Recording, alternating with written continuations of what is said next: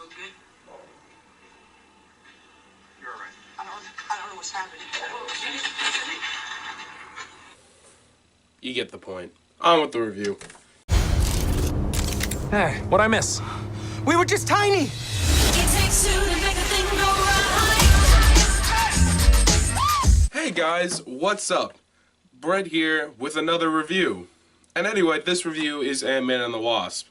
Yes, I did make a joke saying that I may or may not review Venom, but once again, it might be rated R, so that probably won't happen.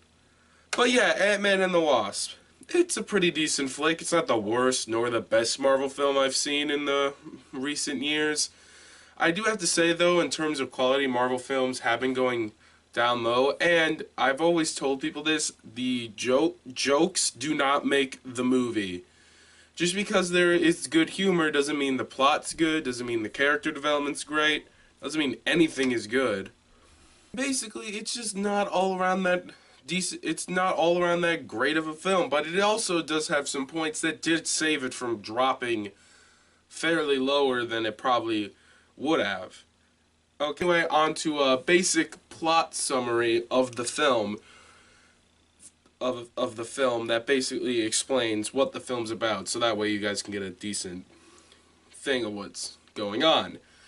So it takes place 3 years after, no, not 3 years. It takes place probably almost a year after the events of Civil War. Scott Lang's under house arrest, owns a company that's main goal is security networking, and the FBI has one main goal: to keep him from escaping. And once Hope Van Dyne and Scott gets brought back into their lives, you better believe that that's the main point of comedy in the movie, that every 5 seconds that the FBI is chasing them, they're the real villain of this movie. And also, something I've noticed through a lot of Marvel films recently these years is that there's that one villain that just annoys the shit out of you because of just how that person thinks they can do no wrong and how they're always doing right. Yes, that's a villain's main motivation, but it's like, really? You had to make this person annoying? And I was like, oh, it's gonna be the FBI, it's gonna be that one guy. No, it's Ghost. It's the main villain, it's Ghost. She's the annoying one of the film. I did not like her. She was a little weak. She was not, well, she didn't have cool abilities. I felt like her redemption story at the end kind of ruined it. And the original, if you like, I'm not going to compare the Ghost from the comics to the Ghost in this movie because they're two different people.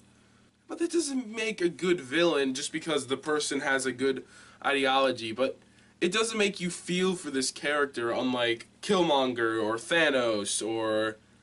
Actually, those are the only two good Marvel villains besides Loki, but he's an anti-hero now, I guess. And also, Loki is dead. What? Who said that?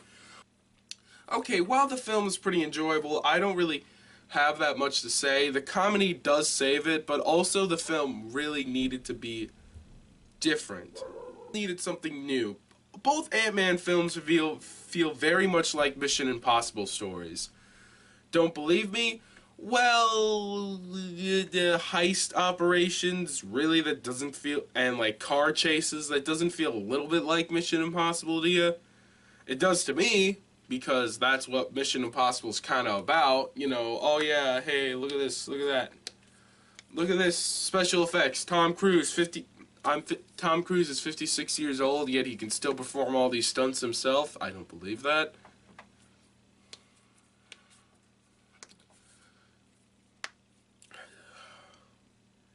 And all around, everything about it was cool. I didn't like how they had that whole... I didn't like how this whole movie was about Hope and Hank. And sure, the first movie was about him, but it was pretty... I still probably did not have as much fun, because Paul Rudd, while charming as all hell, is probably the saving grace of the movie, as well as Luis. And he only has one of those fast-talking story times in the whole damn movie, and that got me a little mad. Okay, so basically this film, while all around funny, all around enjoyable, but has bad villains, doesn't really hit the landmark, and I didn't really enjoy the first Ant-Man that much. I gave it when I first saw it, I was like, that's a 6. This film, though, had a better rating. It is a 7 out of 10. Pretty dang good. Still, I feel like Marvel really needs to, like, get to it, get through it, and to make the best damn Ant-Man movie I think I've ever seen. But that's never gonna happen, because Ant-Man doesn't really have that good villains. Ghost is an Iron Man villain. But since Ant-Man's best villain is this guy with an egg-shaped head, I don't think they're gonna actually address and bring up that Ant-Man. Anyway, guys, thank you so much for watching this video. If you liked it, make sure to like it. Subscribe if you want to see more extra content. And see you all later. And hey, guess what? This is actually going to be the last review, probably, of the year. I don't really have any plans to see any more movies, so I'm going to have to create more video ideas.